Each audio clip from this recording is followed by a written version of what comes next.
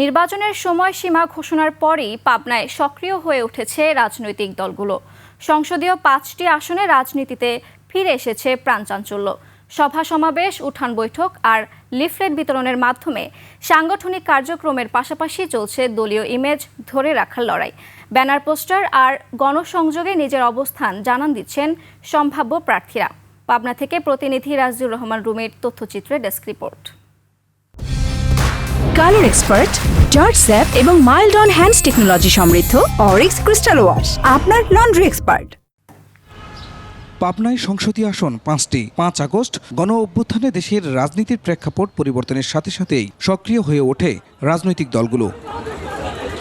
নানা উৎসব ঘিরে ব্যানার, পোস্টারে দলের নেতারা জানান দিচ্ছেন দলের ও নিজেদের অবস্থান। ত্রয়োদশ নির্বাচনের সম্ভাব্য তারিখ ঘোষণার পর থেকে সংগঠনকে শক্তিশালী করার পাশাপাশি সাধারণ মানুষের মন জয়ে চালিয়ে যাচ্ছেন গণসংযোগ, সভা সমাবেশ।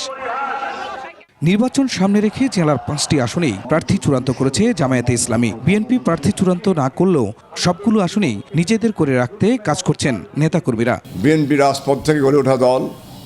আজকে বিএনপির যে পরিবেশ অবস্থা রয়েছে, আমি প্রত্যাশা করি বিএনপির একজন কর্মী হিসাবে পাবনা 5টি আসনে বিএনপি বিপুল ভোটে নির্বাচিত হবে।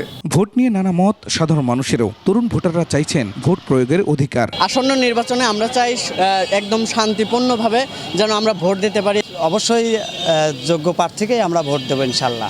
আমরা একটা উৎসবে আমেজের মধ্য দিয়ে হয়তো আমরা ভোট দিতে পারবো, বা অন্যান্য যারা ভোটার রয়েছে তাদেরও একই ধরনের ভাবনা রয়েছে। চাই একটা স্বচ্ছ মানুষ আসুক, যাতে আমরা সবাইকে বিশ্বাস করতে পারি। নির্বাচনের দিন যতই ঘনিয়ে আসছে ততই উত্তপ্ত হয়ে উঠছে পাবনার রাজনীতি। Khurshid Alam, desk report, 21 television.